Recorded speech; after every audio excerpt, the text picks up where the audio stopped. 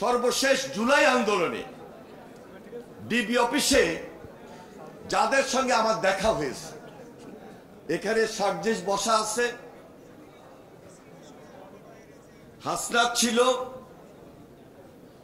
আরেকজন সম্ভবত আমি জানি না প্রধান অতিথি সেদিন ছিল কিনা, থাকলেও আমার সঙ্গে সরাসরি দেখা হয় নাই, ডিবি অফিসে মনে আছে,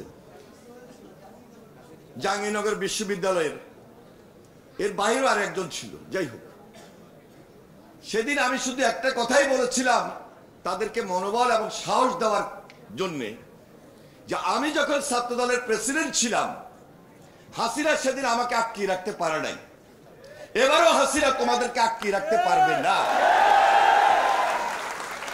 তারা সেদিন সাহস পেয়েছিল, মনোবল পেয়েছিল, এবং সেই সাহস এবং মনোবল নিয়েই সর্বশেষ জুলাই আন্দোলন যারা করেছে, আমরা সবাই মিলে একত্রিত হয়ে এই যুবকদের নেতৃত্বে, এই তরুণদের নেতৃত্বে, এই ছাত্রদের নেতৃত্বে আমরা ধারণ করেছিলাম বাংলাদেশে ফ্যাসিবাদের জায়গা হবে না। জুলাই আমাদেরকে শিখিয়েছে কিভাবে ফ্যাসিবাদের কবর দিতে হয়।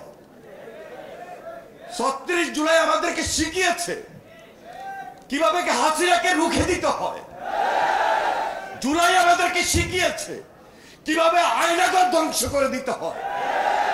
জুলাই আমাদেরকে শিখিয়েছে কিভাবে ছাত্রলীগ নামে হেলমেট বাহিনীকে উড়িয়ে দিতে হয়, রুখে দিতে হয়।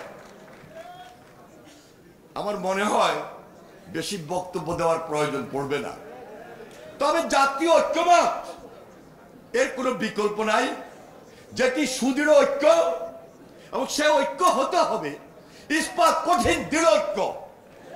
এই ঐক্যকে ভাঙা যাবে না, এই ঐক্যকে মস্কানো যাবে না, কারণ সবাই মিলে আন্দোলন করেছিলাম, টার্গেট একটাই ছিল, ফ্যাসিবাদকে রুখে দেওয়া, নতুন বাংলাদেশ গড়ে তোলা, বাংলাদেশকে নতুন ভাবে নির্মাণ করা।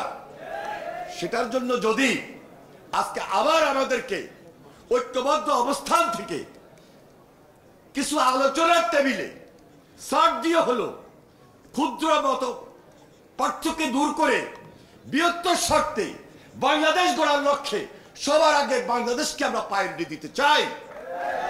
আমার মনে হয় এই ব্যাপারে কোনোভাবেই এই ছাত্র, এই যুবক, এই তরুণ দ্বিমত করবে না, দ্বিমত করবে না যুব শক্তি, দ্বিমত করবে না এনসিপি।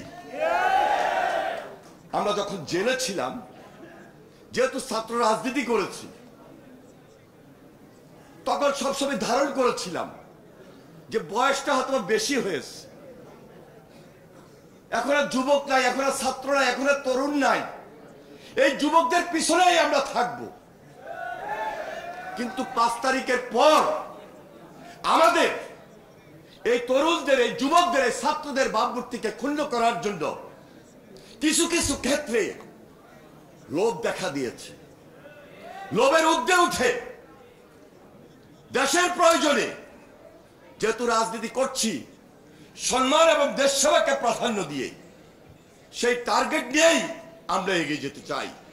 আমার দৃঢ় বিশ্বাস আগামী দিনে এই বাংলাদেশ যেমনি এখন রয়েছে হাসিনা মুক্ত, ফ্যাসিস্ট মুক্ত, যেমনি ওই পার্শ্ববর্তী দেশ, ওই ভারত আজকে যে ষড়যন্ত্রে লিপ্ত, আজকে যারা হাজার হাজার লক্ষ লক্ষ কোটি কোটি টাকা পাচার করে এখনো দেশে এবং দেশের বাইরে বসে, ওই পার্শ্ববর্তী দেশের সহযোগিতায় পার্শ্ববর্তী দেশে বসে আমার দেশের বিরুদ্ধে, বাংলাদেশের বিরুদ্ধে, বাংলাদেশের রাজনীতিকে ধ্বংস করতে চায়, খুব দূর থেকে কিশোর গ্যাংদের মাধ্যমে তাদেরকে অর্থায়ন করে শুধু আমার সঙ্গে আপনার সঙ্গে 2-1টা সেলফি উঠিয়ে তারা আমাদের এই অগ্রযাত্রাকে ব্যাহত করতে চায়। একটু সজাগ যদি থাকি, একটু সতর্ক যদি থাকি, ইনশাল্লাহ আমরা ঐক্যবদ্ধ বাংলাদেশ, নতুন বাংলাদেশ গড়তে সক্ষম হব।